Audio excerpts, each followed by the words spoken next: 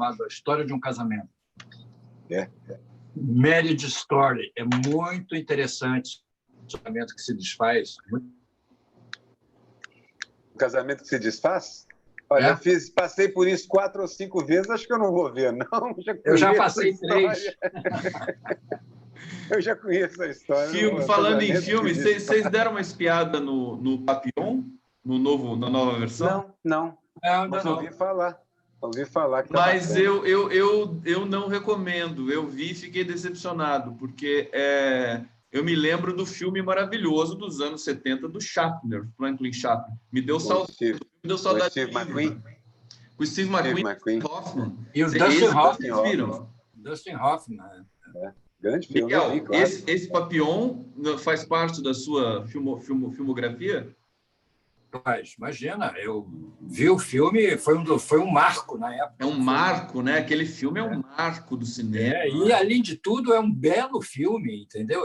E a música, muito aquela música tradicional francesa, é impactante, como disse o muito. Queridos, estamos ao vivo aqui no Távola Quadrada. Deixa eu colocar aqui nós 3. Tudo bem? Vocês estão bem aí? Olha só. Ótimo. Aroeira, quem que está no fundo ali, que está fazendo companhia para a gente? Isso é um rapaz chamado Friaça, que ele adora o 247, sempre assiste a gente, me encomendou uma caricatura, foi me assistir lá no Cais do Oriente. Esse é o próprio, é o cara mesmo. Que está participando do programa, né? De uma certa forma. Está participando como cenografia. Eu olhei daqui de longe, parecia o Karl Marx, mas... Ou o Papai Noel, né? A Cláudia ilusão de ótica. Pior que é a cara do Santa Claus. Falando em Papai Noel, eu queria aproveitar e anunciar aqui, me antecipando precocemente, dizendo que nós vamos fazer um especial de Natal e um especial de Ano Novo. Que maravilha! De Ano Novo vai ser uma retrospectiva de 2019. Caraca! E a de Natal vamos olhar para frente. Esqueça o que passou. Muitos que nem o gato. Vou fazer vestido de Papai Noel com aquela touca. Maravilha. Aquele clima de Natal, aquela música. Exatamente. Jingle Bell. Falando em música. E tudo. Falando em música, Aroeira, você nossa homenagem à Folha de São Paulo? Sim. Na verdade, assim, não dá para nós dois tocarmos, né? Porque tem essa coisa do corte, né? Ainda não dá, né? No futuro ainda a gente vai fazer. Mas você pode tocar, Aroeira. Você pode cantar o solo, depois passa para ele da música. Então tem que pegar ali a palheta, a caixa de palhetas. Lá, ele vai pegar e eu tenho certeza que ele vai cantar também. Agora que a mulherada... Quem vai cantar é o Miguel, eu não sei a letra. Do Távola Quadrada vai ficar falando assim, que voz macia do Aroeira. Aroeira é cantor de bolero, cantor de tango, cantor de tudo, imagina. Ele que tem que cantar. Mas vamos ao ponto. Deixa eu saudar o público que está aqui já morrendo de saudade. A gente fica uma semana sem programa, eles ficam com saudade. Obrigado pela presença, obrigado pelo carinho que vocês têm com a gente aqui. Vamos começar mais um Távola. Temos assuntos aí da ordem do dia, da ordem das últimas 48 horas, por assim dizer. E vamos começar a falar. A gente sente falta, na verdade, nesses programas que estão tão associados à cena política, da cultura. Hoje eu vi, e ainda bem que a gente começou falando de cinema, tem um post, um tweet do Gregório do Vivier, dizendo assim, que ele não respeita o artista que não se colocou contra o Bolsonaro. Eu sempre pensei isso, e que bom que o do Vivier agora enunciou e falou isso. Acho que algumas lives, mas é inadmissível que alguém da classe artística não tenha se apresentado, inclusive na eleição de 2018. Queria que, Miguel, começa comentando isso para a gente. Não, mas na eleição de 2018 é que eles não se apresentaram, pelo contrário, se apresentaram a favor do Bolsonaro. Então, isso já foi uma situação gravítica. Muitos deles se arrependeram, outros não querem mais ver fotos e vídeos daquelas imagens grotescas, vestindo Moro-bloco, entendeu? Vários atores com as camisetas. Tá? Alguns se arrependeram dessa cena. Mas eu acho isso também. Eu acho que o Gregório é muito corajoso, é um dos artistas mais corajosos que nós temos.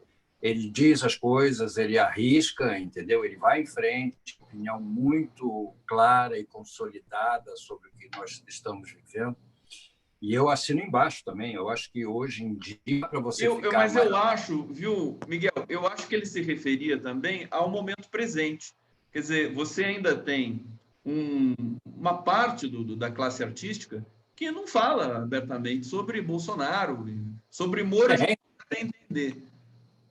Tem gente ainda que está inseguro. Tem muita gente que não se posicionou. Primeiro, alguns são assim de origem já, são pessoas que nunca se posicionaram e continuam assim. Outras acreditam em certas coisas, entendeu? Como no Moro, no Paulo Guedes, e outras são anti-PT na raiz, entendeu? Então, isso eu acho que faz com que eles cometam esse erro histórico, entendeu? De não criticar o governo Bolsonaro, porque acham que criticando o governo Bolsonaro estão automaticamente falando a favor do PT e do Lula, e não tem nada a ver uma coisa com a outra, são coisas separadas. Uma coisa é você apoiar o Lula, outra coisa é você criticar o fascismo do governo Bolsonaro. Olha, eu penso que essa omissão de um certo segmento da classe... A Nina Simone dizia que o artista precisa falar do tempo dele. Ele tem esse compromisso, essa obrigação com os seus coetâneos. Ele tem que falar do tempo dele. E dos tempos de antes e tal, mas falando do tempo. Fala de si, fala do mundo. Essa é a função, uma função social. E a gente está vendo essa polêmica acontecendo agora até lá na Flip, por causa da poetisa que vai ser homenageada, que é uma excelente, magnífica poetisa, mas tem essa questão, esse é o timing, porque ela está sendo usada de uma forma insidiosa, está sendo usada para negar o artista que fala do seu tempo. Uma maldade com ela, inclusive. Questão de timing, eu acho isso também. Então assim, é claro, eu acho que o artista que não está se posicionando contra o Bolsonaro não compreendeu alguma coisa ou é contra a civilização. E como existir arte sem civilização, meu Deus? É uma coisa eu faço um outro adendo a isso que você está falando, dizendo assim, eu não sei se a Elizabeth Bishop, se estivesse viva hoje, teria a mesma posição que ela teve naquela época. Mas isso também não importa, isso não importa. Eu acho que o que importa não é a opinião para se homenagear a Elizabeth Bishop. Quem tem a autoridade de decidir quem vai ser homenageado, e tem tanta gente aí para ser homenageada, mas eu não entro no mérito da questão, eu entro no mérito da oportunidade política, da oportunidade de você colocar uma pessoa polêmica num momento que você sabe que está havendo esse combate à própria cultura, entendeu? Não é nem assim, ela é polêmica porque ela emitiu algumas opiniões, mas ela foi muito contraditória toda a vida dela. Agora, tem uma coisa... Salvador Dalí era polêmico. Deixa eu trazer aqui para vocês, vem a calhar, é um assunto muito polêmico, é um assunto em que aparece essa esquerda que é reativa, mais agressiva e que não aceita nada que não seja do jeitinho que ela quer, e é bom a gente fazer uma crítica aqui, enfim, eu pelo menos dou cara a tapa nessa situação. Eu vou ler um trecho de uma colega minha no Facebook que publicou, porque essa discussão está dando pano para manga. E eu acho que é isso que uma festa literária deve promover, quer dizer, realmente não trazer qualquer nome, um nome aprovado de maneira geral e totalitária. Traz um nome que enseja alguma polêmica realmente. Ela diz o seguinte, a grandeza da arte vem das ambiguidades e das contradições das obras, não do que dizem os artistas. Isso é fundamental, né? É o fascismo que, ao contrário, não dispensa palavras de ordem. Eu vou só mais um trechinho dela aqui para vocês, Recusaram, o nome dela é Alice Miceli, ela é do Rio de Janeiro. Alice, um beijo para você, viu? Recusaram o entendimento complexo e dinâmico dos paradoxos e da contradição nas artes, como se seguíssemos os preceitos simplistas de uma cartilha, só nos afunda ainda mais na impotência em que nos debatemos para escapar ao mais infeliz concerto de circunstâncias da história brasileira dos últimos 50 anos. Eu acho que acabou sendo uma provocação, porque o brasileiro de esquerda está muito traumatizado, está muito sensível, mas fala-se de poesia, né? dentro... Mas, olha, Conde, você não pode esquecer que nós estamos numa inferioridade. Quem está do país, no comando da cultura, no comando da mídia, é a direita, e a direita vai instrumentalizar isso muito facilmente. Então, não é uma situação assim de um país democrático, numa situação não homenagear Elizabeth Bishop. Aí é outra instrumentalizar situação. A nomeação da Bishop? Exatamente. Eu não vi isso por parte da direita. O Bolsonaro já se pronunciou que vai à Flip. Não, isso aí foi fake news. Foi fake news? Eu acredito que eles se aproveitar disso. Vamos não deixar com nenhum pudor disso. Na verdade, assim, a Elizabeth Bishop foi instrumentalizada ao ser escolhida. Não foi inocentemente que ela foi escolhida. Eu entendo o texto da sua amiga. Belo texto, interessantíssimo, porque realmente a arte é mais forte, muitas vezes, do que as intenções por trás delas e, portanto, dos discursos dos artistas, claro. Mas, assim, é um momento delicado em que a Flip fazer isso é uma espécie de afronta. E isso joga essa poetisa interessante, complexa, bela poeta, numa situação ruim. Jogaram a menina no fogo, literalmente. Uma sacanagem com ela e uma sacanagem com a Flip. E uma sacanagem com o país em geral, por causa do então, momento. olha só... Mas gosto da ideia de que a polêmica é sempre saudável, mesmo quando ela vem do lugar onde você não esperava. A Marilene Felinto, escritora, tradutora, voltou a escrever na Folha de São Paulo agora. Ela escreveu durante um bom tempo. Tinha uma coluna no Caderno Cotidiano. Não sei se você se lembra da Marilene Felinto. Lembro. É poeta também, é uma escritora, tem vários livros aí que estão na praça. E ela fez uma defesa também dessa nomeação não, da indicação da Elizabeth Bishop para ser homenageada na Flip. E trouxe, enfim, a questão, por exemplo, do Euclides da Cunha. O público já está comentando aqui, o pessoal está todo ligado. Euclides da Cunha também ele era racista. É brasileiro, tal, a gente tem orgulho dos sertões, mas nós temos essas questões. Qual outra autora que foi homenageada? Adélia Prado também tinha posições ultraconservadoras. Se a gente for pegar a arte ao longo da história, por exemplo, Shakespeare também não era uma pessoa, digamos assim, a favor da inclusão social. Para ser já um pouco irônico. Tinha 3 pessoas. A gente vai ter de abolir todo... Picasso era comunista, né? Picasso parece que era comunista. Mas, enfim, o totalitarismo... Mas eram outros tempos, entendeu? São outros tempos. Nós estamos no meio de uma outra cultura aqui, entendeu? Existe um projeto para derrubar a cultura, para diminuir a cultura, a sua expressão mais baixa, demonizando os artistas, criando toda a desconfiança em relação às produções, aos projetos. Então, é muito fácil se aproveitar dessa situação, de uma pessoa que foi crítica, que foi a favor do 94, do golpe, e que é uma palavra de ordem do Bolsonaro, ser a favor do golpe 4.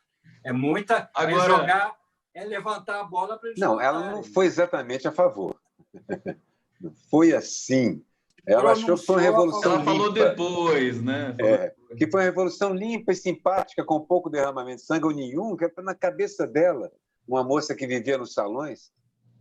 Aquilo, que bacana, diferente do que a gente está acostumado, que o pessoal sai massacrando. Não foi aquele golpe sangrento, né? No Brasil... Na cabeça dela. Se ela visse o golpe contra a Dilma, então ela ia ficar encantada, né? Nossa, que coisa limpa.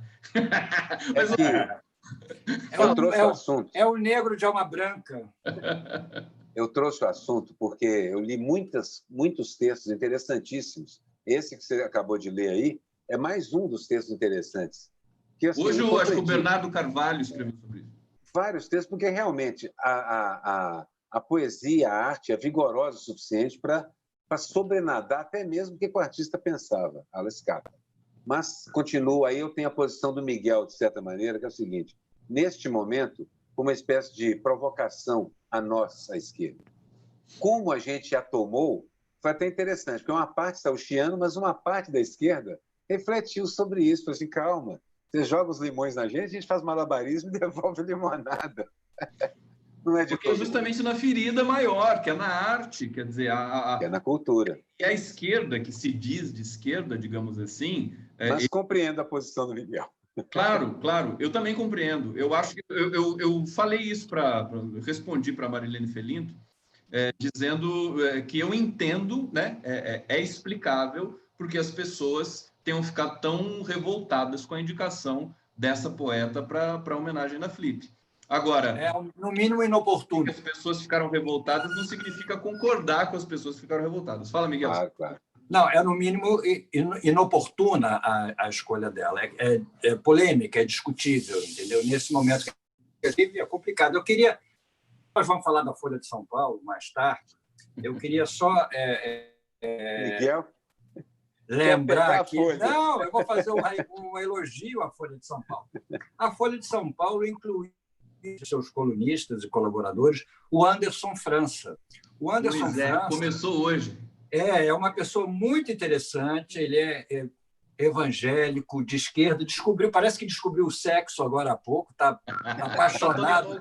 Está apaixonado. Né? Bacanais. Eu publiquei um texto dele no Jornal do Brasil, quando o Jornal do Brasil foi o primeiro texto dele na chamada grande imprensa. Agora a Folha acordou e contratou.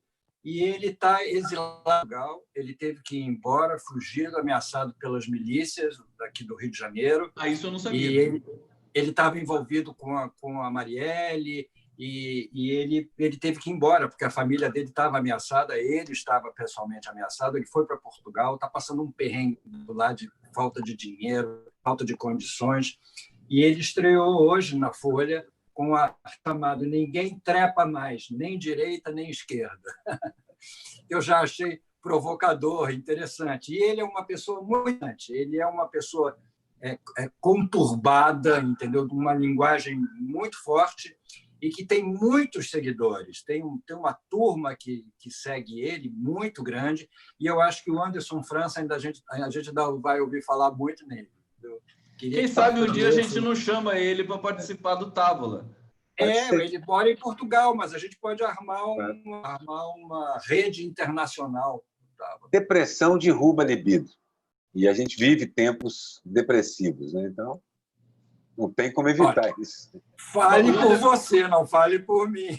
Não falo por mim. Mas é verdade. A depressão derruba a libido geral. Eu vou só aqui. Eu fiquei muito feliz de ver o texto do Anderson França na Folha. Ele disse até assim, brincando, né? Fiquei achando que era sacanagem quando me mandaram mensagem da Folha pedindo para eu ser colunista. E no meio do artigo ele diz assim: na verdade, eu estou esperando ver publicado para ver se é real mesmo isso, né? Aquela coisa do improvável. Mas é aí que a gente pode até arrematar a questão da cultura política com a questão da imprensa. Agora eu vou passar por ele. Como é que a gente,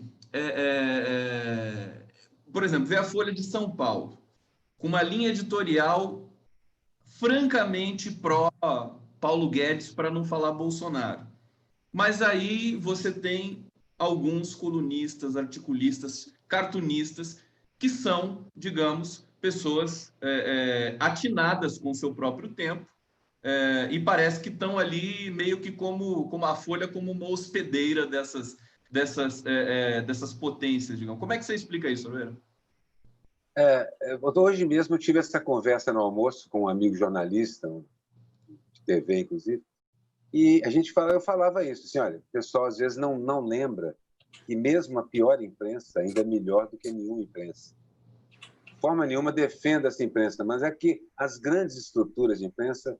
Eu cresci na ditadura e aprendi a driblar os editores, a contrabandear charges, como quase todo mundo da minha geração aprendeu.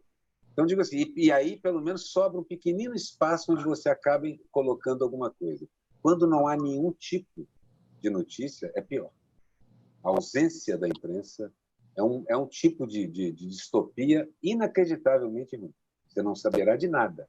Nada, nada, nada. Então, essa é a minha visão da imprensa. É por isso que a imprensa se permite, ela tenta controlar todo mundo, mas ela não consegue, e a própria civilização considera isso, no mínimo, um mau gosto. Tentar controlar todo mundo.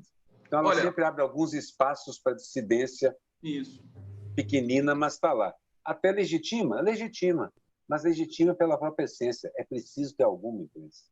Porque agora a gente tem uma concorrência que é melhor no blog. Perfeitamente. Antes de passar para o Miguel, só um comentário rápido, né? Na Folha de São Paulo você tem o Fernando Haddad, escreve lá.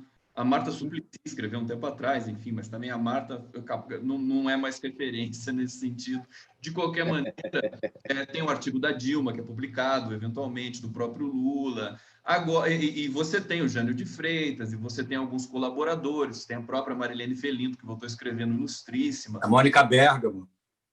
Você tem gente ali que, inclusive, são adeptos do Lula livre, entendeu? Agora, o problema é a linha editorial, mas essa é a essência do jornalismo. Nesse sentido, a gente se queixa tanto da Folha, e a gente vai se queixar mais ainda no final desse programa, Miguel situasse, quer dizer, você que teve larga experiência também em todos os veículos que são o que nós chamamos hoje de hegemônicos de comunicação, quer dizer, eles abrigam pessoas de todas as tribos, mas tem uma linha editorial específica que, sobretudo na área de economia, né, na área política, né, Miguel? Como é que você vê? A gente não pode esquecer isso, entendeu? Isso os jornais são empresas que têm donos, e esses donos seguem uma linha ideológica, seguem um propósito político, entendeu? Que não dá para você fingir. Eles assumem essa capa da imparcialidade da imprensa, que é uma falácia, entendeu? Que não existe. A imprensa não é imparcial, a imprensa é parcial, ela escolhe as notícias, ela escolhe na chamada de capa que o Lula está sendo investigado.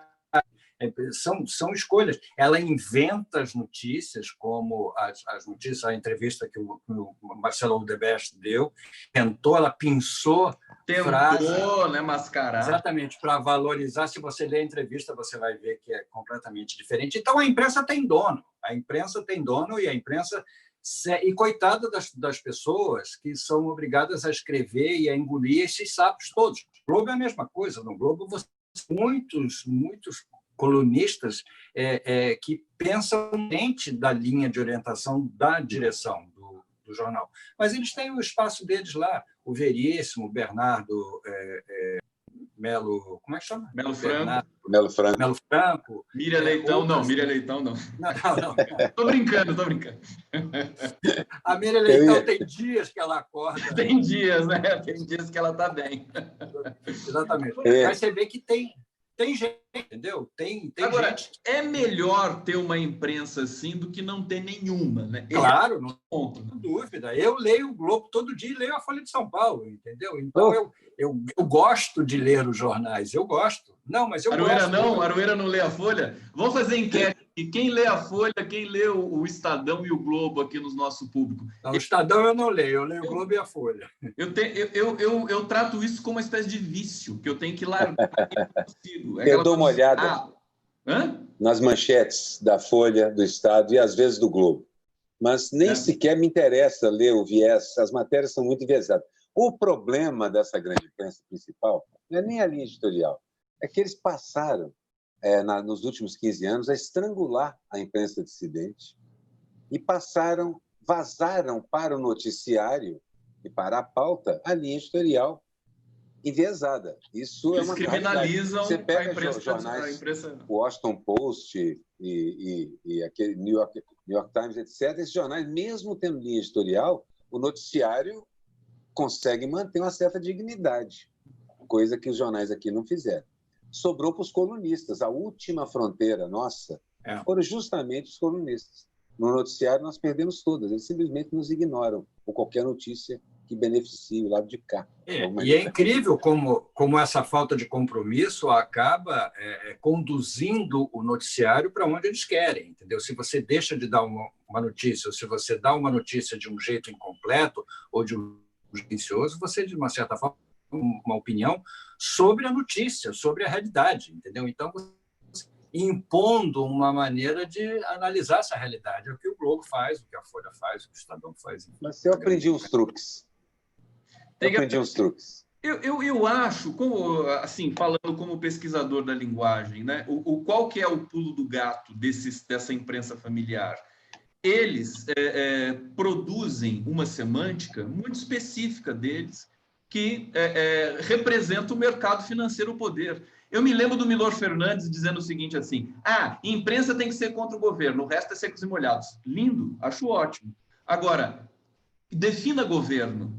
Que é governo? O mercado financeiro, ele nos governa, queridos.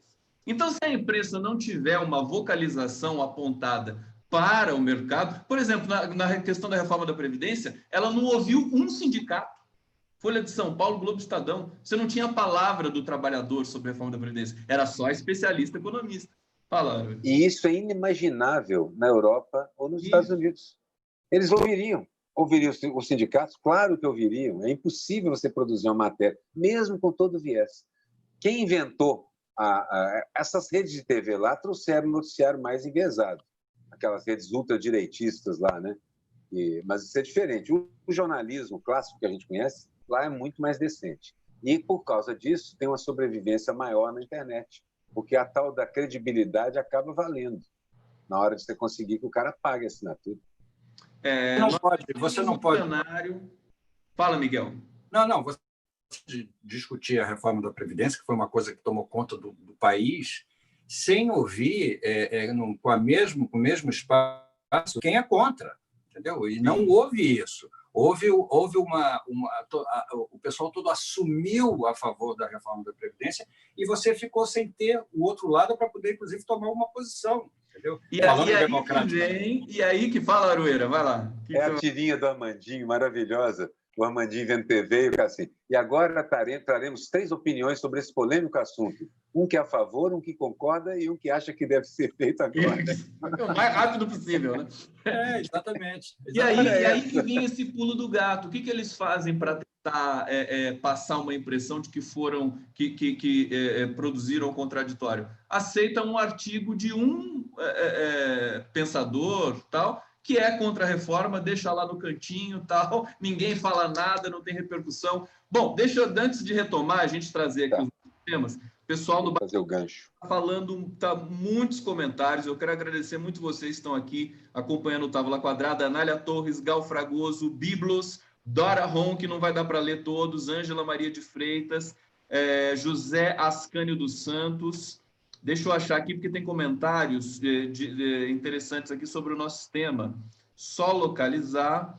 Olha só, o pessoal falando sobre quem lê Folha, Estadão, etc. Elizabeth Vegas Martins, eu leio 247, DCM, à esquerda, etc. Bárbara Rodrigues, maravilhosos guerreiros, boa tarde, volta Lula. Biblos, me curei desse vício de jornal, tá uma tristeza, salvo pouquíssimos. Marcovitz Marcos, procure ver o que eu seleciono. Ana Maria Marques Jarrens, e se todos os grandes jornalistas dissessem não aos jornais de cativeiro? Boa pergunta, querida Ana Maria. A Monique 2000, leio para saber o que eles estão armando. É isso, você tem de conhecer seu inimigo, você tem de conhecer o que está brotando ali no discurso do poder, não é o discurso do jornalismo, existe um romantismo meio retrô, assim, estranho, né? Ainda, né, no horizonte do comentário brasileiro. Fala, foi bom você falar nisso, que hoje eu estava fazendo bicicleta de spinning e pensando, né? Porque a única maneira de enfrentar... Peraí. Explica isso para a gente, o que é que você estava fazendo? Spinning, aquela bicicleta que você fica pedalando assim, sua desesperadamente. A única maneira de você... pensa muito. Eu penso. Né? Milor dizia que não se chega a lugar nenhum nessa bicicleta. Fazer o tempo passar, exatamente. Mas eu estava pensando em como a gente fala para a mesma bolha, para a bolha sempre, entendeu? Que a gente precisava descobrir uma falar para a bolha, Miguel? Todas que a gente fala para mais pessoas. Como a gente vai romper isso? Porque a bolha concorda, apesar de que às vezes é invadida por aqui por algum bolsominion, alguma pessoa mais provocadora, mas a gente acaba falando para a mesma bolha e a sensação que uma bicicleta de spinning é que pedala e não sai do lugar, entendeu? Aprimorando essa relação, aprimorando a pedalada, mas não vai adiante, entendeu? Transformar essa bicicleta de bicicleta mesmo, entendeu? Em que a gente possa descobrir novas paragens para poder falar para essa turma, entendeu? É claro que esse apoio é muito importante, mas eu sinto que a gente patina um pouco, entendeu? E não sai do lugar. Eu vejo... A gente aqui, ô Miguel, fazendo... A gente aqui, a gente em geral. Acho que a gente em geral. Curioso. Eu acho isso. Eu discordo um pouco disso, assim, no sentido que eu acho que o processo é mais cumulativo. É preciso... São em muitas frentes que você prepara as pessoas para voltarem a se interessar pela solução da ágora, a solução democrática dos problemas, não é? A gente teve 10 anos onde eles construíram isso. 10 anos. Construíram esse desapreço pela conversa, discussão e tal. Então, aquele negócio de preparou o mundo para siga um líder. Tanto é que aconteceu isso em vários locais do mundo.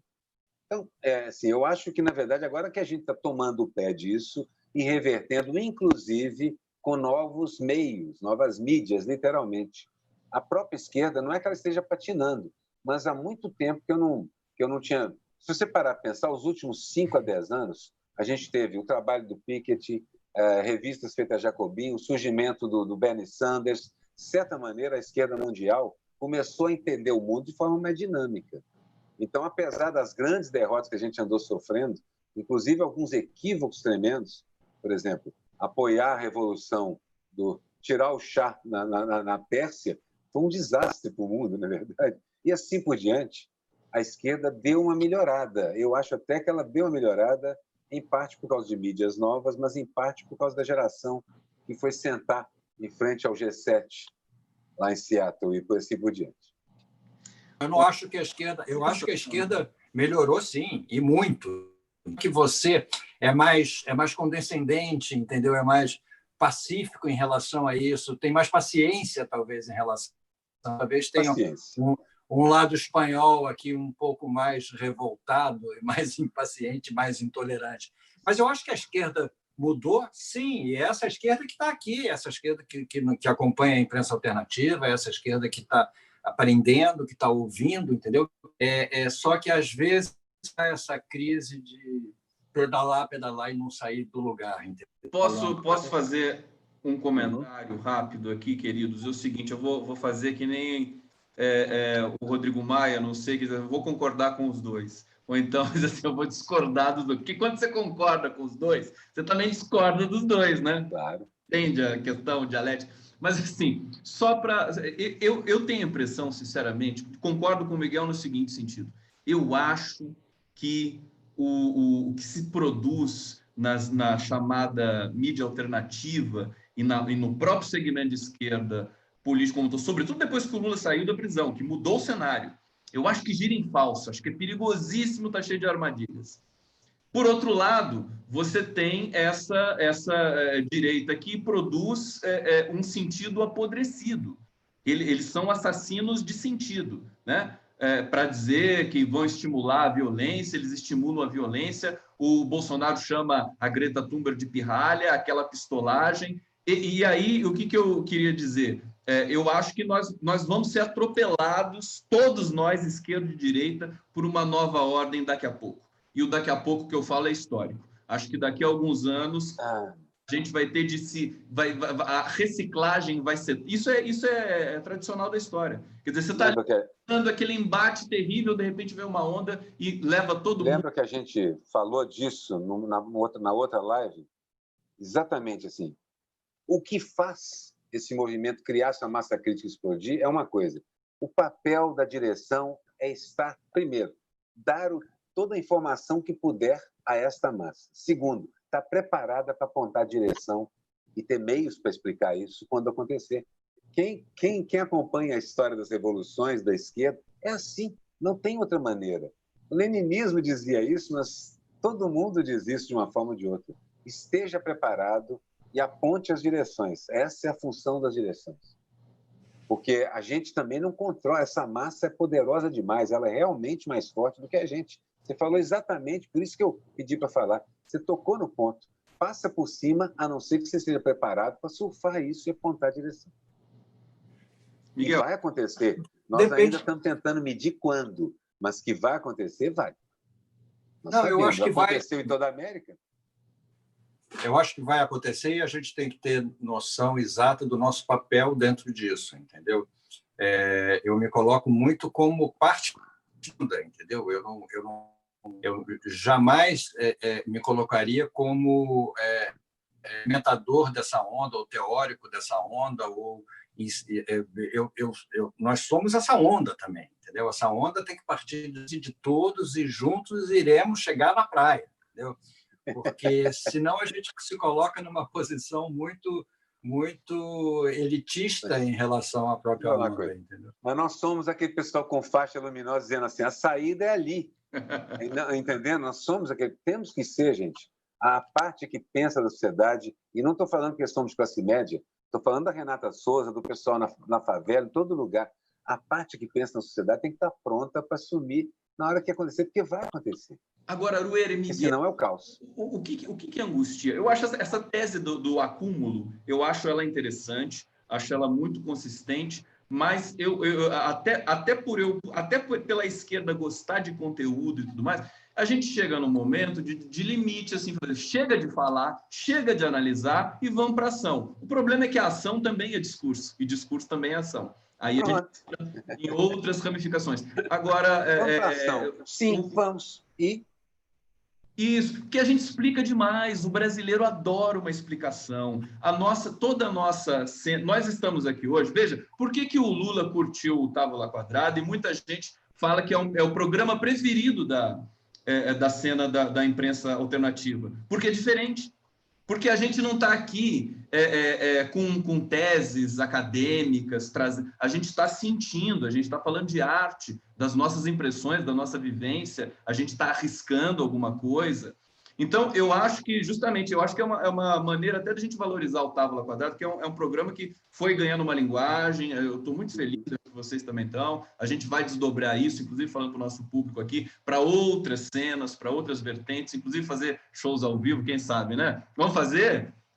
Eu topo, claro. Miguel Paiva, música... Vocês cantam...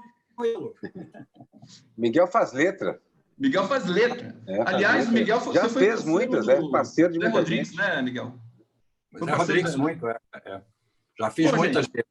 Então, assim, só para fechar esse tema, né? O pessoal está aqui super interessado nessa questão, o pessoal no bate-papo aqui, dos esgotamentos, né?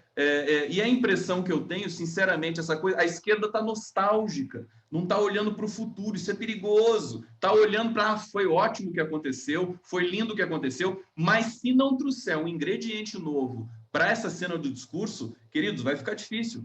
Mas está. Eu acho que há uma esquerda olhando. Eu já falei da revista Jacobin e outras iniciativas do gênero aqui. É uma esquerda muito plural, que incorporou as bandeiras que mais movem as pessoas, como as identidades e a ecologia, por exemplo, dentro de um discurso francamente anticapitalista e socialista, objetivamente dizendo, explicando, inclusive, por que não há outra maneira. E que tem mobilizado gente na Europa, na Ásia, na África e nos Estados Unidos. Esse tipo de juventude me interessa muito, tenho acompanhado. Até falei que a gente devia chamar esse menino da Jacobin aqui para conversar com a gente dia desses aí.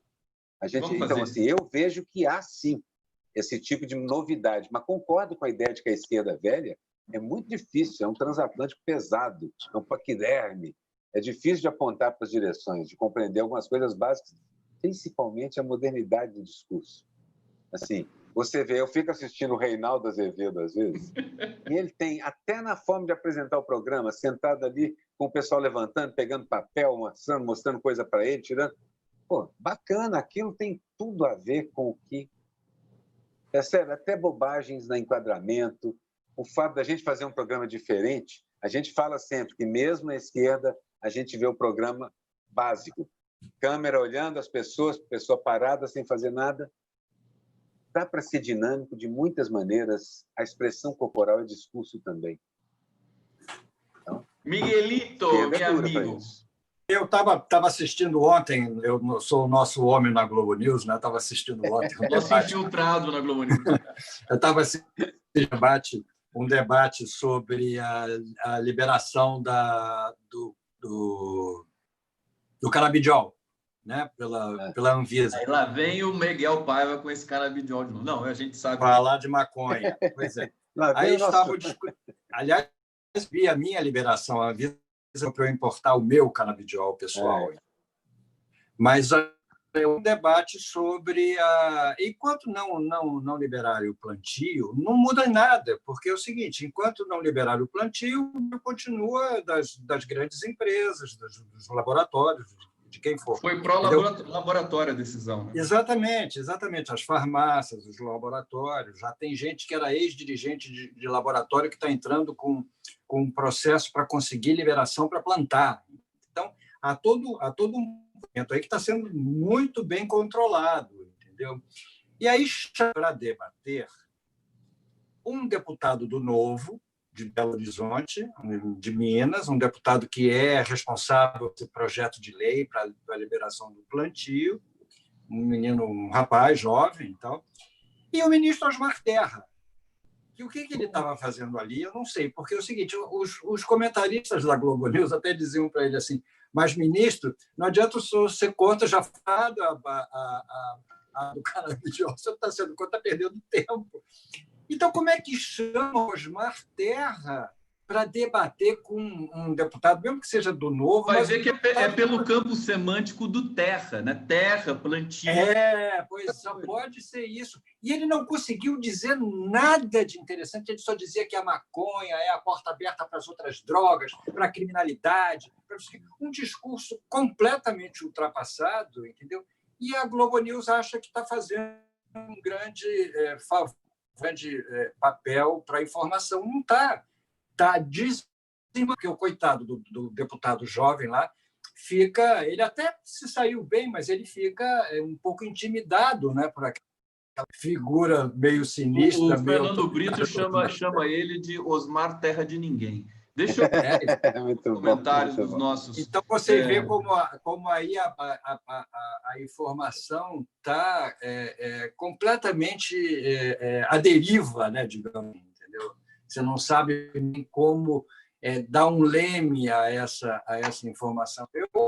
Eu não estou aqui querendo que o povo vá para a rua, não é só isso, mas que a gente descubra uma maneira de ampliar essa informação, que a informação consiga sair desse curral, entendeu? E alcançar outros lugares. Eu sei que não é fácil, mas é um desejo verdadeiro. E até o próprio Lula, com toda a sua potência, com toda a sua característica de mobilizar as massas, agora, depois de uma prisão, depois de um governo, depois de toda a perseguição, quer dizer, essa cena muda muito. O Lula não é mais o sindicalista de porta de fábrica que fazia milhares assim sair no gogó. Mudou toda a perspectiva. Não é trivial. Máquina por trás do Lula. Existe todo um pensamento, uma engrenagem ali. Não é assim. Porque quando ele construiu o PT, e nas greves dos anos 70, 80, e depois nas manifestações, nas candidaturas dos 90, o Lula era impetuoso. Ele ia e peitava todo mundo. Agora você tem toda uma engrenagem aí que precisa ser pensada, inclusive até porque tem a perseguição da justiça. Exatamente, é preciso que haja espaço para que as novas lideranças surjam, que acompanhem o processo. Porque só o Lula sozinho não vai dar conta disso tudo. Perfeitamente. Olha só, queridos, deixa eu celebrar, está passando muito rápido o tempo, a gente já espancou aqui o nosso roteiro, mas só para saudar aqui o Fabiano Bertin, Adriana Cópio, Carlo Bernardi, Ângela Maria de Freitas, Fernanda Tissoni, deixa eu ver aqui se tem algum comentário. Aqui, ó, Maria Aparecida Alencar, vou ler o dela. Os laboratórios querem ganhar dinheiro em cima dos pobres desinformados, vai ser destruição dos nossos bens. Famílias, nunca presidimos disso, Nordeste usa hortelã, terramicina, quebra-pedra. Bom, isso aí a gente tem uma outra discussão de dizer de todos os princípios, inclusive da riqueza da Amazônia, que está sendo devastada nesse momento pelo próprio governo. O que tem de plantas que são importantíssimas para que se produzam fármacos no mundo todo para salvar a vida de milhões de pessoas é uma coisa que a gente não tem nem a noção corretamente. Mas nós temos aqui, vamos tentar trazer, eu quero falar com vocês ainda sobre essa denúncia requentada do Fábio Luiz, o filho do Lula. rapidamente, só para a gente situar o nosso público aqui. Eu acho de uma covardia, eu fico tão indignado com isso. E a Lava Jato, ela paga o... Como é que é a expressão? Esqueci a expressão agora. Ela confirma que ela é perseguidora da família do... Paga o mico. Não, acho que é outra expressão, daqui a pouco eu vou lembrar. E aí e requenta o negócio. E a engrenagem. Todos os jornais hegemônicos manchetam com o maior destaque, né? Filho do Lula, Lava Jato acusa, PF pediu a prisão do Lulinha, a juíza não deixou. Quer dizer, volta à tona, o Cristiano Zanin já disse que assim, a tentativa de, mais uma vez, criminalizar e criar um clima prejudicial à defesa do Lula, o Lula e tudo mais. Eles acabaram de lançar o livro sobre o lawfare no Brasil. E aí a gente realmente tem desmascarado mais uma vez, né? É até entediante você ver quantas vezes a imprensa brasileira é desmascarada no dia a dia. Vamos começar com a Arueira. O que você acha aí de requentar a denúncia contra o Fábio Luiz e entender que a gente ainda está num clima de guerra, né, Arueira? Essa que é a causa. Na verdade, assim, essa denúncia já foi, essa mesma história já foi arquivada 2 vezes. E se tiver algum juízo jurídico, vai ser de novo. Mas é que os caras encontram um elo, mesmo que improvável, e eles querem fazer disso um cavalo de batalha. Porque essa família Bolsonaro, e isso a imprensa grande faz esse papel, eles têm medo do Lula. A imprensa grande tem tanto medo do Lula quanto a família do Bolsonaro. A imprensa de cativeiro tem pânico do Lula. Não entendo por quê. É uma coisa mais psicanalítica, porque Lula realmente foi o único presidente, aliás, não ele e a Dilma, que nunca sequer tocaram na imprensa. Pelo contrário. Hoje a Mira Leitão disse no Globo que o PT respeitou a democracia. A vida inteira. Ele acabou levando ferro por causa disso, porque eles não respeitaram. Então, na verdade, assim, isso me deixa mais irritado com a imprensa do que qualquer outra coisa. Mas tudo bem, eles estão fazendo o papel deles. Agora, do ponto de vista de como essa notícia chega na população, eu acho que ela já começa a chegar esmaecida, desbotada e sem graça para uma parte muito grande da população brasileira. Mas chega para mobilizar aquela parcela fixa, resistente. A charge que eu fiz hoje tem a ver com isso, porque assim, acho que se cristalizou no Brasil, e é até bom, porque a gente agora entende como funciona a sociedade brasileira, as pessoas saíram à tona e se cristalizou no Brasil uma luta aberta entre aquele grupo de 20% que quer matar bandido, quer matar diferente, quer matar gays, mulheres, negros, pobres, etc. E a parte ativa da civilização que quer transformar o mundo. Há nesse meio uma parte enorme, gigantesca, que queria só ficar em paz. Como a gente conversa com essas pessoas? Precisamos conversar com elas. Nisso eu concordo inteiramente com o Miguel e com você, Cláudio. Temos que conversar com essas pessoas que querem ficar em paz. Eu acho que a questão dessa ao Lula, né, é uma explicação que vem do preconceito, vem da classe média, entendeu? Eu acho que o Lula se deu super bem com a imprensa, se deu super bem com o mercado, inclusive. É incrível também que o mercado tenha tanto medo do Lula. O Lula jamais agiu contra o mercado. É que o Lula acha que, mesmo numa situação onde haja imprensa livre, onde haja mercado, existe espaço para redistribuição de renda. E é isso que mete medo. Entendeu? A palavra redistribuição de renda assusta o mercado, porque foge do controle deles. Uma decisão que vem do social para o econômico e não ao contrário. Entendeu? Então, isso dá um medo danado a gente, entendeu? Enquanto que eles não sabem que o mundo inteiro vive assim, muito melhor, entendeu? É um passo para a civilização. E eles não querem isso, porque a ganância desse mercado aqui é muito grande. Então, o Lula assusta ainda porque ele simboliza muito essa tendência em relação ao mercado. E passar o recibo, Miguel. Só fazer um parêntese. A expressão que eu tinha esquecido é passar o recibo, né? Passou o recibo. Eles passam o recibo denunciando o Lulinha de que eles estão em pânico com o Lula. Quer dizer, volta aquela carga de 2... É o desespero dos derrotados, é o desespero de quem não vê mais área na sua frente para poder desenvolver seus planos maléficos, entendeu? Então começa desesperadamente a atirar dos lados, a atirar a esmo. E aí vale tudo, vale até essa coisa patética e ridícula. Mas eu acho que sim, essa acusação. Expõe mais. O que me impressiona é ver todos os veículos, depois do volume de coisas que a Vaza Jato já revelou. Aliás, cadê o Glenn Greenwald? Glenn Greenwald querendo mais The Intercept.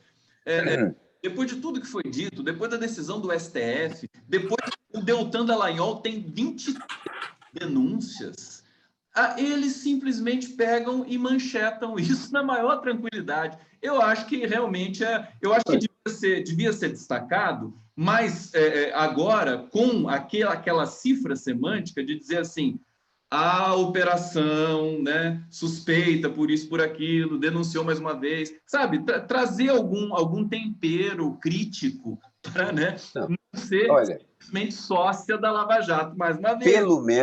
Pelo menos nós estamos numa época em que é possível fazer o contraponto. Há pouco tempo atrás não era possível. Agora a gente tem, e olha, nós temos um alcance muito grande. Mesmo levando em conta o gigantesco alcance desses caras, nós temos um alcance muito grande. Vi que das pessoas que está assistindo a gente aqui falou em rádio. Eu acho que sim, a ideia de podcast, rádio, é muito importante. O rádio chega fácil em tudo que é lugar. Inclusive, mas não é simples, a gente consegue rádio de internet. Eu não falei para vocês, eu não falei porque eu sou um horroroso, né? Vocês sabem que eu sou um horroroso. Mas eu na semana passada, eu coloquei o Távola no SoundCloud do 247, que é um aplicativo só com o áudio. Então, as pessoas escutaram o Távola no metrô, no trânsito, tal, sabe aquela coisa de você escutar e o arquivo é muito mais leve? Então, eu quero dizer agora aqui, e foi recorde de downloads, né? É mesmo? Legal. Pessoal, e o Távola tem essa cara acho que de programa de rádio também, né? Essa coisa total. A base da Távola é o programa de rádio.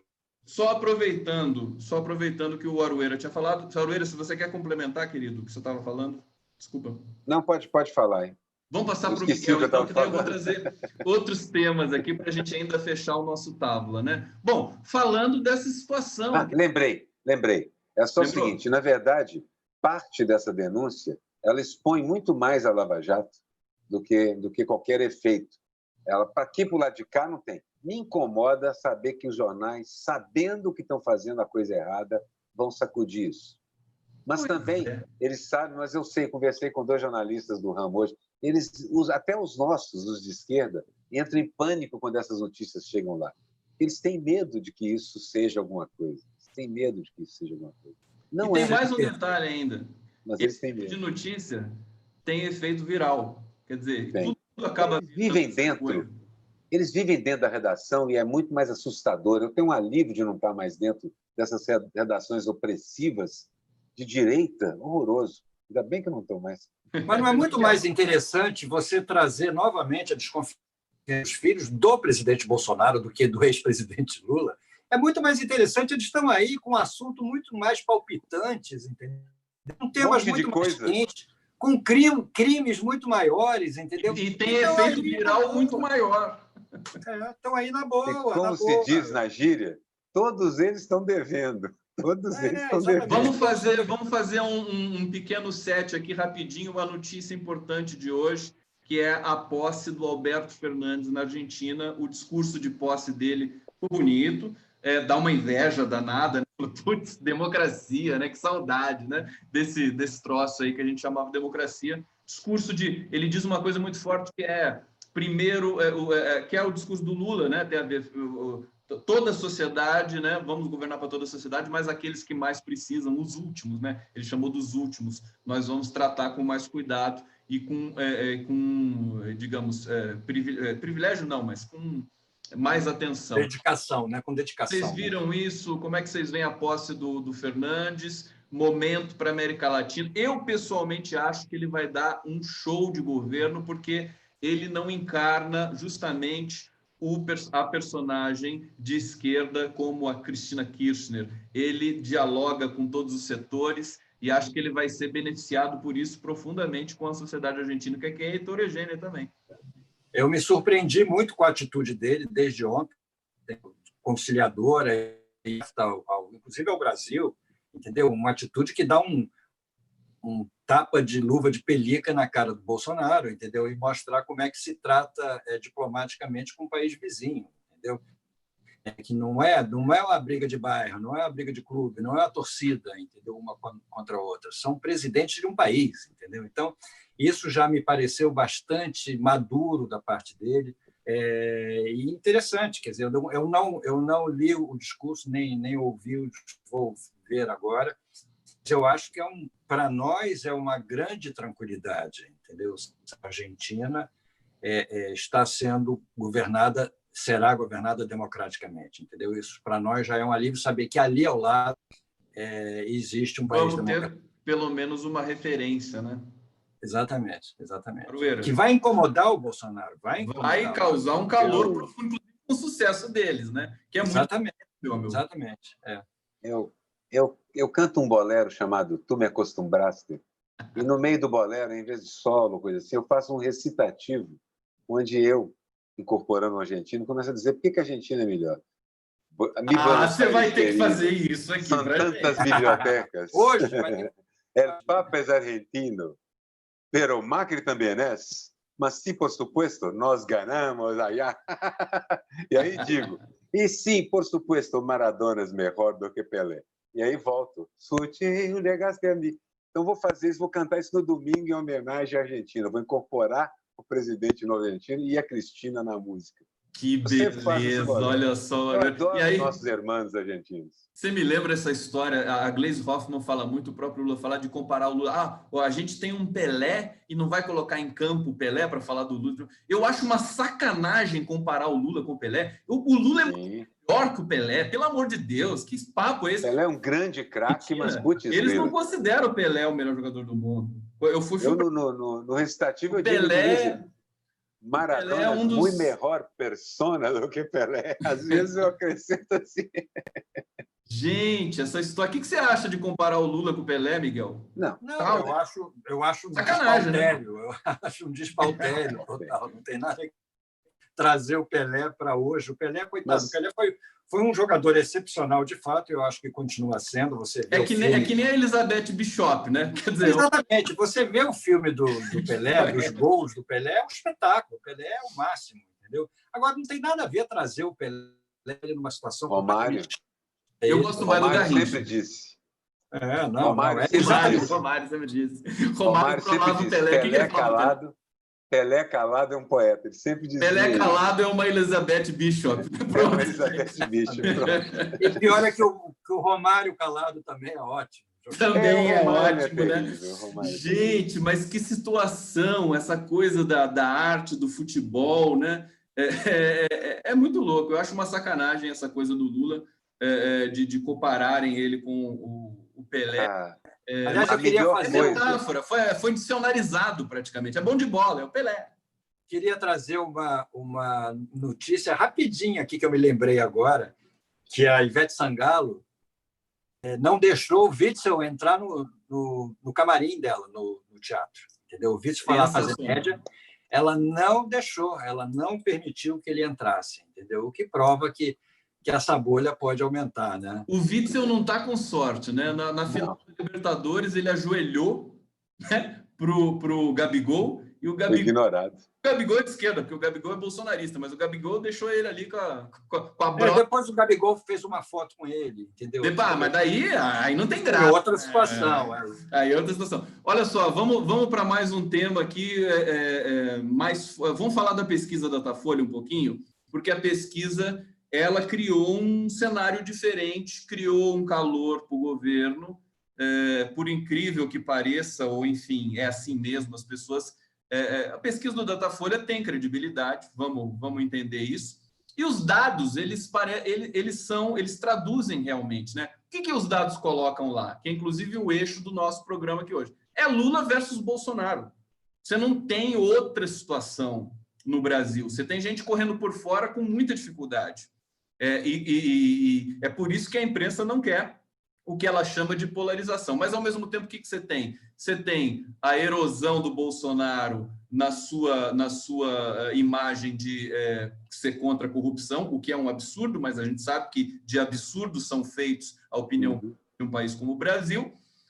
Uma resistência dele na área econômica, mas, ao mesmo tempo, você tem, por exemplo, o povo brasileiro todo majoritariamente apoiando a libertação do Lula, por 54-32, se não me engano. Pois é. Então, o que vocês entenderam dessa pesquisa?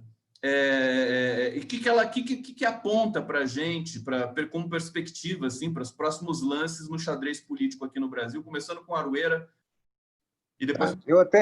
Eu estudei matemática, na verdade, então conheço estatística um pouco, e dá para dizer o seguinte: esses dados estatísticos são interessantes e contam histórias. É claro que a Folha destacou algumas histórias lá que elas contam, mas o Brito costuma fazer umas análises interessantes, e o Coimbra também faz umas fantásticas análises, mostrando outras coisas escondidas nos dados. Então, eu gosto sempre de esperar o segundo e terceiro dia após a pesquisa, que aí essas análises já vieram à tona também. E o que a gente, por isso que a charge estão aparecendo já. Claro, ficou claro exatamente isso. Nós temos uma polarização que não foi causada por Lula ou Bolsonaro. Essa polarização está sendo cevada pela imprensa e pelo péssimo comportamento do centro-direita político, que é quem tem governado muitos dos países por aí. Esse tipo de coisa desgastou muito a política. Os caras entram com essa visão do Steve Bannon, aproveitam-se de mídias modernas, de algoritmos modernos, e dão essa blitzkrieg. A reação acontece agora. A gente começa a estabilizar uma situação nova. Eu acho que essa situação nova é essa. No mundo inteiro, as coisas ficaram mais claras, e a gente tem uma divisão mais clara entre esquerda e direita. No Brasil, a única força capaz de enfrentar o bolsonarismo é o Lula. Acho que é isso. Não tem outra coisa. Não tem para onde correr essa e luminosa conclusão. Miguel? Essa continuação da pesquisa que vem surgindo nos seguintes é muito interessante, porque, como sempre, como a gente falou aqui, a grande imprensa dá destaque e interessa a eles. Bolsonaro ganharia em todos os cenários. Não é bem assim. Quer dizer, a gente precisa aprofundar a pesquisa para saber. Seria estranho se ele já estivesse perdendo em todos os cenários, entendeu? Aí seria uma mudança muito radical. Eles ignoram um dado, desculpa interromper, mas ignoram um dado fundamental, que é o da confiança. A confiança no que o Bolsonaro diz... 80% declaram que ele é mentiroso. Exato, ele é mentiroso e a confiança no Lula cresce. Isso vai aparecer mais tarde nos votos. São as outras pesquisas, as pesquisas que foram feitas na mesma ocasião, mas que revelam um outro cenário, entendeu? Acordarem com a libertação do Lula, a queda de confiança no Bolsonaro, o número de pessoas que acham o governo péssimo. Tem uma série de fatores aí que determinam, porque é muito simples você até direcionar essa pesquisa é muito fácil, entendeu? Mas é importante ler a pesquisa toda para entender o que está acontecendo com o país. É óbvio que a luta, que a briga hoje é Bolsonaro versus Lula, não há a menor dúvida, até para poder...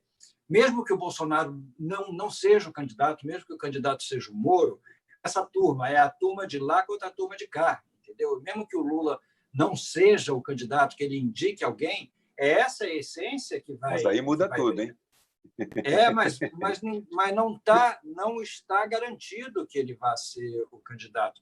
Até por conta de inelegibilidade, por conta da vontade dele, pessoal. Eu, particularmente, acho que o Lula ele é maior do que...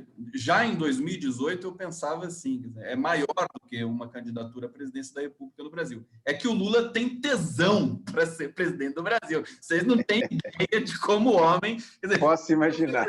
Cargo para ele de secretário-geral da ONU, secretário-geral não sei o quê, diretor dos BRICS, ele não vai querer. Ele quer o primeirão da lista é presidente do Brasil. Com o Lula é assim, está no sangue dele. Eu sei. Eu acho que esse desejo do Lula é que mobiliza e fez aquela transferência de votos para o Haddad, que, queridos, quase que o Haddad leva a essa. Bom, a gente já está avançando o horário, não sei se vocês têm compromissos aí, mas tem, porque vocês são, né, vocês vivem cheio de compromissos aí, que eu sei, né? Mas faltou a gente dizer algumas coisas pessoal está super feliz aqui com o programa. Catita Broering está dizendo aqui, já investigaram, já devastaram a vida do Lulinha e nada encontraram. Também já foi confirmado que o patrimônio dele é compatível com o que declarou e ganha. Claro. Podia encerrar... Fake news. O quê? Fake news, a história do Lulinha. Né? Eu conheci o Lulinha, eu até postei hoje uma... O Lulinha, não chama de Lulinha, é Fábio Luiz, não é essa história de Lulinha, nem ele é nem conhecido como Lulinha é. É a imprensa que taxou esse nome nele para associar o Lula, justamente também no mundo da manipulação semântica e lexical. Mas ele é uma figura, e ele parece muito com o Lula, viu? Ele é super inteligente, tem cultura, é querido, sorriso fácil, mas não, a gente percebe que ele é inteligente. Até falei assim, eu acho assim, se o Fábio Luiz resolve entrar para a política, ele devasta esse país, cara. Devasta no sentido de ganhar, enfim, sabe, de agregar, né, e de trazer um discurso, quer dizer, porque ele tem luz própria. Realmente, eu acho que fiquei pensando nisso, porque sabe o que acontece? A imprensa fica empurrando certas personagens para o protagonismo, fica empurrando. O Fábio Luiz é um cara lá tranquilo, está na dele. Nenhum integrante da família, nenhum membro da família do Lula tentou entrar para o mundo da política, mas não é proibido, democracia, se o cara quiser entrar, ele entra. O que vocês acham disso? Eu acho assim, eu entendo porque ele não entra. Porque seria devorado nessa direção, claro. Nós não sabemos o que o futuro traz e tal. O que eu penso nisso é o seguinte, o Lulinha, o pessoal analisa, muita gente da direita acredita que o Lulinha é corrupto, ou que o Lula é corrupto, porque eles analisam essas pessoas pela régua deles. Eles estão, na verdade, contando quem são e acham que o outro faz igual. Essa é uma verdade que é transparente, ela surge como um miasma de quase toda declaração desse pessoal. Eu entendo, nem todo mundo entende, e eu saio explicando isso para todo mundo. O que ela oferece, como é que funciona. Mas esse caso é outro, é uma fake news, não tem nada aí. Não existe isso.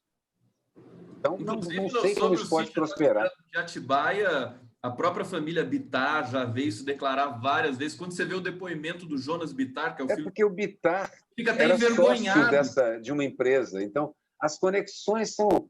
porque você é sócio da mesma forma assim. Você é sócio do cara que você conhece. Você e assim por diante. É o seu grupo. E o procurador já disse... Não interessa quem é o dono, o que interessa é quem frequenta. Quer dizer, eles estão mudando completamente a verdade, a análise. Eu acho que isso não se sustenta, não vai se sustentar. Não onde importa, que é na cabeça das pessoas. Perfeito. E eu acho que a gente deve aproveitar esse gancho, quando a gente for terminar o programa, fazer uma homenagem à Folha de São Paulo, que deu um destaque enorme. E deu um destaque enorme, que a Folha de São Paulo é praticamente uma folha morta, entendeu? Para a gente justificar o número final. Então, nós vamos ter um número musical com Aroeira. Será que nós vamos ter um número musical com Aroeira? É a canção Alton Lives, que é... Por favor, não vamos, não. Gaste o seu francês conosco, Miguel. Vamos homenagear na semana que vem, então. Eu cheguei no ensaio agora. Vai ter homenagem hoje? Desmontei o saxofone. Você não vai cantar um pedacinho? Isso, Miguel que canta. Eu não canto nada, eu só queria dizer que a gente ia homenagear o São Paulo com a canção francesa, que foi eternizada pelo Gilbert Bécaud, não, pelo Yves Montand. Yves Montand, que foi a... Engraçado que eu até canto algumas coisas francesas, essa eu nunca cantei. Você canta em inglês, Já cantei algumas coisas. Cantava uma do Paul McCartney, que eu gosto muito. Mas valeu, então. As Folhas Mortas, que foi gravada, inclusive, pelo Eric Clapton. Eu não sabia que Eric Clapton tinha gravado Autumn. Linda versão. Foi um sucesso enorme que enaltece as folhas mortas do ano. Entendeu? Agora isso aqui virou um clubinho. Fazer essa analogia discreta. Termina falando de jazz, de música francesa. Só para um comentário com vocês. Tem uma versão com o Cannonball Adderley, que é um grande saxofonista americano, que toca Autumn Leaves. Aliás, Cannonball Adderley e Joe Coltrane. Cannonball é o maiores temas de jazz assim, que eles desconstroem toda a melodia e tal. Os dois tocavam com Miles Davis. Os dois tocaram só com Miles Davis. Não, os dois tocaram com Miles Davis no disco mais importante, que é o Kind of Blue, né? Kind of Blue, exatamente. Mais importante do jazz, talvez. Vocês verem, Távola Quadrada chegando ao seu final aqui, queridos. Eu queria agradecer muito. Miguel Paiva, tem considerações finais aí? Tem um comentário final para o nosso... Não, eu fiquei triste porque a gente não vai fazer homenagem à Folha Eu de São também Paulo, fiquei, Miguel. eu também estou protestando. Eu vou vamos sair às Peraí, ruas. vamos fazer. Ah lá, ele vai fazer. Ah, tá vendo? Valeu chorar. Toca aqui, Miguel. Grande. Com você ainda O tocando programa já acabou. As Folhas Não Mortas. está preparado para isso. As Folhas Mortas, a gente vai fazendo um introito. As Eu não Folhas estava Mortas. preparado para isso. Vamos ver uma palhinha aqui do Aroeira, em homenagem à Folha de São Paulo. Né? Não sei nem que tom, porque já toquei Pela com muita cantora. pela manchete perseguindo o Lula, é isso. É isso. Atenção, atenção, todos prontos aí para... Não sei nem se eu vou lembrar como é que é. É só uns riffs aí.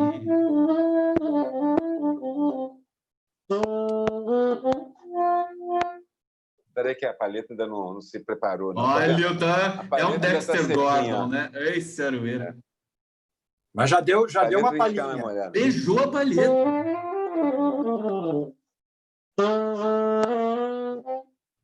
Ainda não está saindo som. Na verdade, Tá saindo, aqui, tá bonito. Tá bonito, mas meu o som querido. não sai porque ela ainda está tortinha aqui, ela tem que molhar.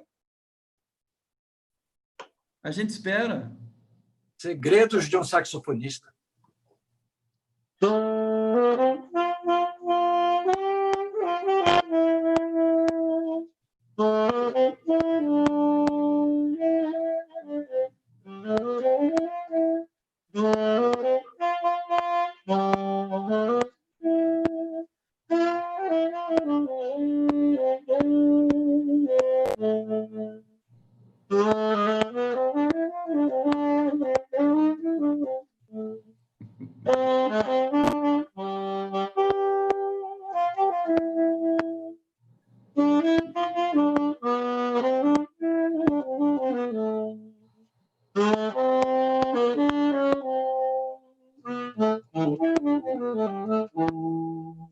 Aroeira, sensacional. É isso aí, parabéns. É só para Que lembrar que maravilha. a letra fala eu que te amava e você que me amava. É essa relação que a gente tinha com a imprensa, tem mais, entendeu? Que está as folhas Virou mortas. uma folha morta. E a versão em inglês é Autumn Leaves, que é outono. né? Folhas de outono. Folhas de outono. Aroeira, obrigado. Acho que a gente vai terminar o programa sempre assim agora. É bonito, bonito. Na próxima você clima toca. diferente. Na próxima eu toco, pode ser. Vamos lá. Beijo para vocês. Muito obrigado. Beijo para todos, obrigado. Beijo para todos, pessoal. Até a Obrigado a próxima. todos. Tchau, tchau.